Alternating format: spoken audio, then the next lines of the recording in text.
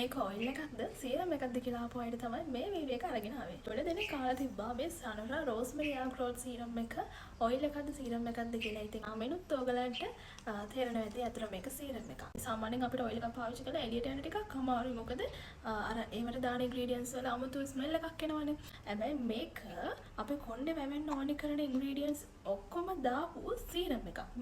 මේක මාරම සුවදයි. මේක පාවිච්චි කරලා අර ඔයිල් එකක් වගේ අනිවාර්යයෙන්ම නාන්න ඕනි කියලා එකක් නෑ. මොකද මේක ගොඩක් සුවදයි.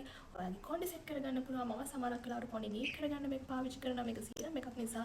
ඉතින් ඒ වගේම තමයි මේක ගොඩක් සුවදයි. මේක පාවිච්චි කරලා එළියට උනත් යන්න පුළුවන්. ඒ ඔයගලන්ට ස්කැල්ප් එකට ට්‍රීට්මන්ට් එකක් විදියට ඔයිල් ට්‍රීට්මන්ට් එකක් වගේ පාවිච්චි කරන්නත් පුළුවන්. එහෙම නැත්නම් නෝමල් සීරම් එකක් පාවිච්චි කරනවා වගේ ඔයාලට නාලේ ඉවර වෙලා කොණ්ඩේ ෆ්‍රීසිනස් එක කන්ට්‍රෝල් කරගන්න පාවිච්චි කරන්නත් පුළුවන්. මේකේ තියෙනවා castor oil, vitamin E, peppermint oil, olive oil, coconut oil, tree oil. ඒතකොට කල්දුරු කාබෝනේටි, රෝස්මෙරි වගේ දේවල් මෙන්න මේක ඇතුලේ දාලා තියෙනවා. ඉතින් ඔයාලට ඉස්සරහ ප්‍රශ්න තියෙනවා නම් ඒව නැති කරගන්නත් පුළුවන්. මේක පාවිච්චි කරාම ළමයි ස්කැල්ප් එක අර දැවිල්ල ගතියක් වගේ තියෙනවා නම් මේක ගොඩක් හොඳයි. මොකද මේක පාවිච්චි කරාම ස්කැල්ප් එක හරිම කූල් වෙනවා. මුළු දවසෙම හරිම කූල් ෆීල් එකක් තමයි දැනෙන්නේ. මම දැන් මාසයි ඇඩික්ට් වෙලා ඉන්නේ දැන් නම්. මොකද මේකේ සුවඳට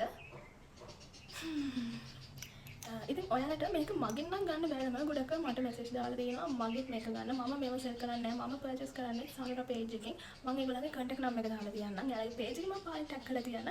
ඔයගලන්ට ගන්න ඕනි නම් ස්ක්‍රීන්ෂොට් එකක් ගාලා ඔයගලන්ට ඕන ප්‍රොඩක්ට් එක එයාලගෙන් පර්චේස් කරන්න පුළුවන්.